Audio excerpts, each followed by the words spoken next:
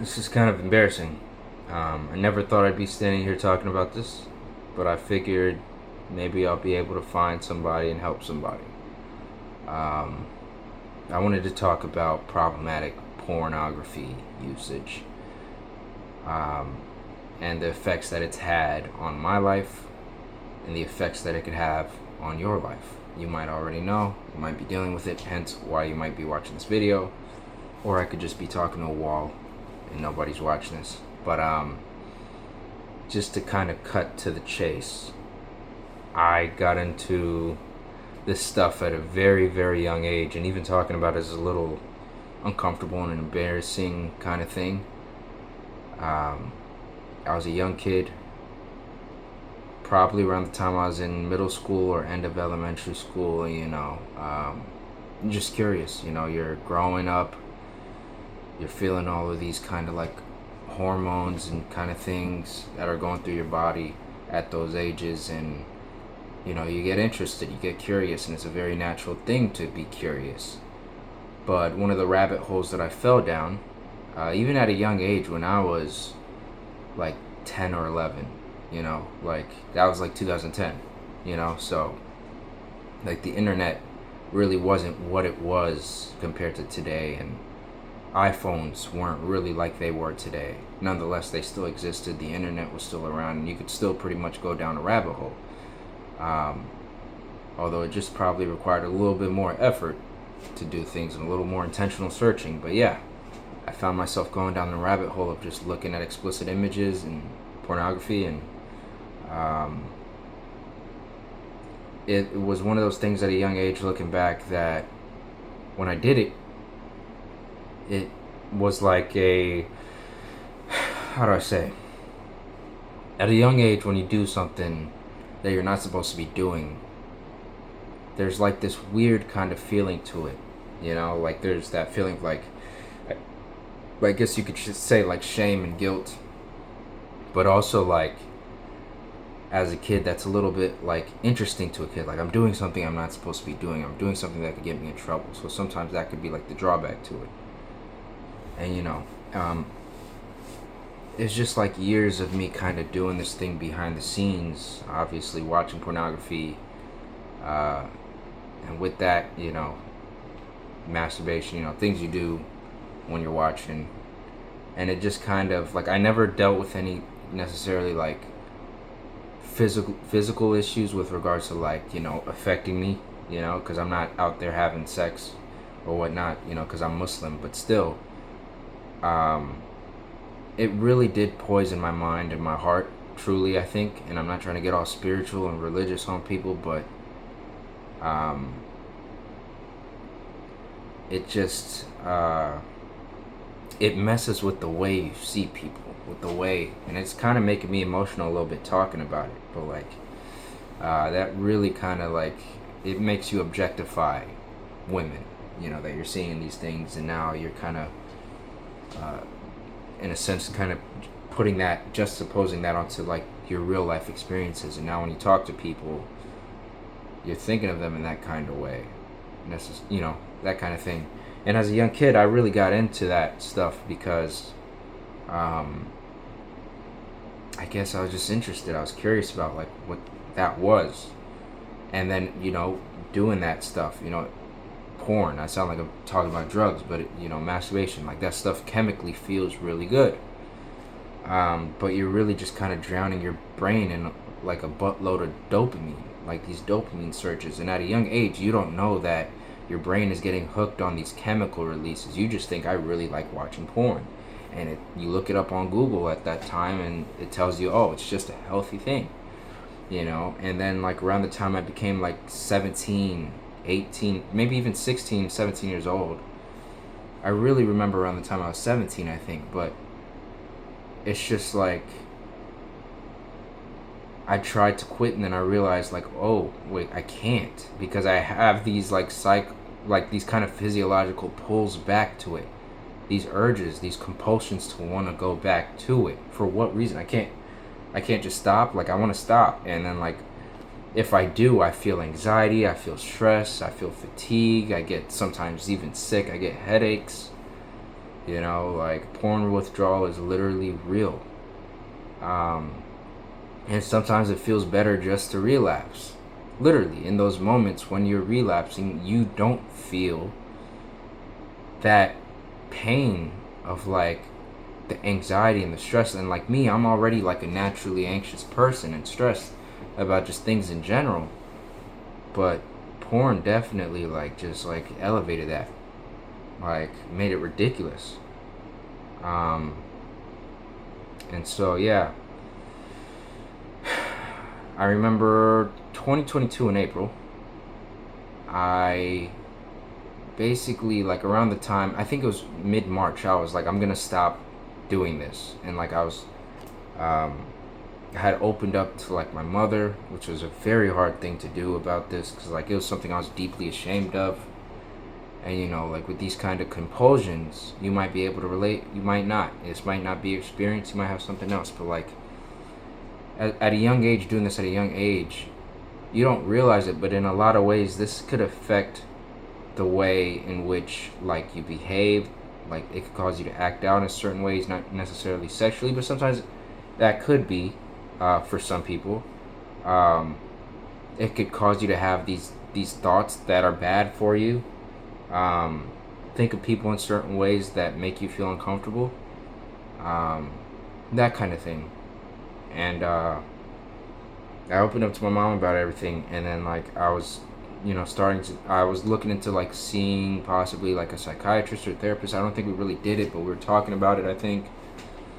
And then April hit, and I was going at this point, I was on and off quitting. Like it was probably like a solid like few years where I was on and off of like constantly quitting pornography, right? And I know to you, if you're watching this and you're trying to like get a healthy streak, which I don't even like using that phrasing, but like it sounds a little discouraging because it's like, man, it's gonna take you years, right? It depends on the person and it depends on how addicted you are to it, right? But it also depends on how much you devote yourself to really being clean and starting new habits and stuff. But April came along and I had the worst anxiety attack of my life, and by this point I was 14 days clean. I wasn't watching porn, I wasn't even having these thoughts, I was being active, I was surrounding myself with people, I was every part of the day. Like I started to realize the days in which I'd get triggered and I'd get urges, usually early in the morning, sometimes in the afternoon if I'm not really doing anything, if I don't have work, or sometimes at night when you're about to go to sleep because you're restless at those times of the day, right? Makes sense. So you find things to do, but April hit and I got hit with these severe anxiety attacks. Really bad. Like I can't describe what a panic attack is like, but it felt like I was having a heart attack. But I also felt a lot of like deep guilt and shame. I could like to the point where it lasted months. I couldn't be around people. Um, I remember like the first day it happened, I went to the hospital because like it really felt like I was having a heart attack. Like it immobilized me. Um, it caused me to, you know, lose a lot of weight. Like I lost like close to like 40 pounds, which at that time I was like 160. So I was basically like 120 something for a guy who's 5'11". Like that's horrible. They thought I was dying. Like they were doing blood tests for me. Like that's how bad this shit was. But this was the first time in my life I also like felt suicidal. Um, like genuinely, I remember. It's hard to say, man, but I remember kind of just being like, damn, like I really don't know if I'm ever gonna feel the same. I just want to feel happy for one day. Like fuck, like I finally decided to do something good and stay away from this thing. And why am I getting punished for it? Kind of thing. Like I was getting mad at the world, which in a way I could have then just used that to relapse, and that could have furthered that even more. But for some reason, I was really strengthened in my kind of like, in a sense, I don't know if this is the right phrasing, disposition in a way to like not do this anymore. And like I went a total of like 7 months, 8 months basically clean of not watching porn. Basically, however long it was from April to December. And then in December, I got curious again.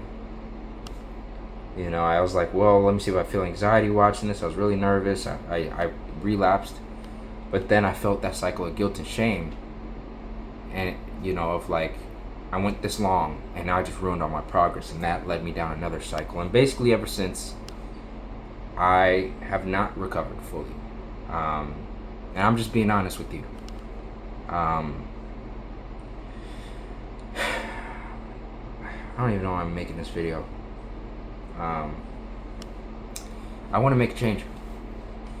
I'm going to make a change. And if you're watching this and you're dealing with the same thing, you need to make a change. Open up to somebody about this. It's not the end of the world, but take your problem seriously and get some help. Like when I was going through the anxiety stuff, and I was seeing a psychiatrist, it took me like 3 months to see a psychiatrist. It was like mid-COVID. And so like the best option I had at the time in the beginning was like to get in-person, admitted to an in-person kind of like psychiatric place, right? Where they put you on like a 72-hour hold kind of thing. They put you inside. And I was like, hell no. Like I couldn't be separated from my mother. I also had separation anxiety for some reason. That's how it manifested. And I think all of those symptoms, really, I think the panic attacks and all that originated because all of these years of trauma that I basically put onto myself of watching this stuff and of thinking of this way, and also all the problems that I've been kind of medicating this, through the means of like porn addiction, like my depression, my anxiety, my stresses. I was dealing with, a lot of traumatic things that happened in my life, not sexually traumatic things. I wasn't ever sexually abused or anything, but I've had people in my life that passed away that were really close to me. I've had pets that are really close to me that passed away. I've had very stressful freaking moments in my life, end of the road kind of moments where I didn't know what I was going to do, with my life or like my career path. Things weren't going right. I was super stressed. I remember when I moved to a different state, I had to change high schools mid-year, and I had to take like a bunch of new classes like in the second semester and just like learn everything in the course of like 2 months, on top of taking state exams. So the ACT and then the SATs, I had to take that because my old school didn't do all that. So it's very stressful kind of situations I was in, and I would use porn unknowingly to like medicate these stresses. And I guess all that kind of like unfolded on me. Like your subconscious, you're really holding stuff in. And I think it kind of just like manifested itself into those panic attacks. But all this to say, what helped me in the time that I was very clean for 7 months was, willpower's a thing. But I was very intentional about not going back. I had my reasons as to why, I wasn't going to go back to porn on a surface level, because it doesn't serve me, right? I could relapse. I'm going to feel good in the moment, but after I'm going to feel like shit, and then I'm going to feel like I'm a failure. I'm addicted to this thing already. That makes me feel like shit, but now I'm not making progress in my recovery. That's all going to make me feel like shit, and then it's going to start that cycle all over again, right? On a surface level, that's a good reason. But also, like, just staying spiritually connected, like being religious more. I'm a Muslim. Praying more. Like, I was praying the most I ever prayed when I was in that 7 months of being clean. I felt the best I ever felt spiritually in my life during those times, and I think that's what kept me alive. This is not a video to promote being religious and all that, but all this to say, man, if you're struggling with porn addiction, it's not the end of the world. Be easy on yourself, but not too easy. Recognize that there's a problem. Talk to people. You're not alone. I wish I knew that. It is embarrassing for me to talk about, because I don't take pride in it. There are people who talk about having addictions and, how, they're thankful for their experiences. I'm not thankful for any of this shit. I don't like being addicted to this. I don't know what it's going to lead to in my life. But I do know I want to become a better person. I know it's affected in the past how I've seen women, how I've talked to people sometimes. When you relapse and you're in a bad mood, now you're treating people like shit because you're in a bad mood. You have a headache, now you're just annoyed and you're talking to everybody and you're short-tempered and all this shit, bro. Like, it's not just affecting you, no matter how much you think it's just something that's only affecting me and it's me and my private life. No, it's affecting everybody around you too. So